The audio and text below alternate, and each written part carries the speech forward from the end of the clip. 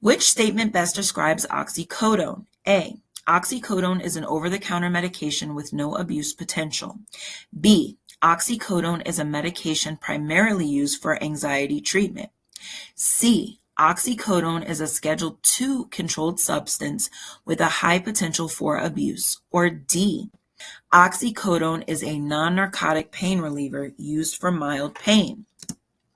Now, if you said C, oxycodone is a Schedule II controlled substance with a high potential for abuse, then you are correct.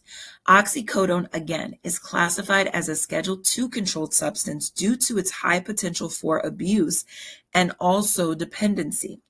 It is a narcotic pain medication that is prescribed for moderate to severe pain.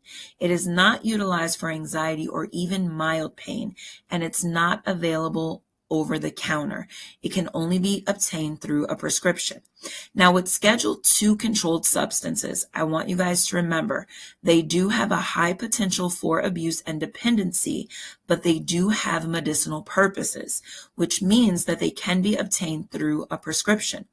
When we're talking about Scheduled I controlled substances, they have no medicinal purposes, but they do have a high potential for abuse and or dependency.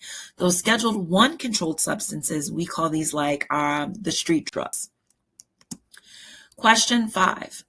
A patient begins to faint while a medical assistant is collecting a blood sample. What should the assistant do to ensure patient safety?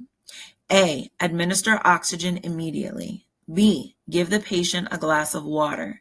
C. Position the patient flat on their back. Or D. Check the patient's pulse and breathing. Now, if you said C, position the patient flat on their back, then you are correct. So positioning the patient flat on their back promotes blood flow to the brain. It reduces the risks of injury or complications. When we position the patient flat on their back, the medical term for this position is called supine. And the way that I always remember this is I say supine is on the spine. Question 6. A medical assistant is caring for a patient with concrete debris on the surface of their sclera. What action should the assistant take? A. Use cotton swabs to remove the debris. B. Irrigate the eye from the inner to the outer canthus. C. Call an ophthalmologist for immediate surgery. Or D. Apply a bandage over the eye immediately. If you said B, to irrigate the eye from the inner to the outer canthus, then you are correct. Irrigating the eye from the inner to the outer canthus is the proper method to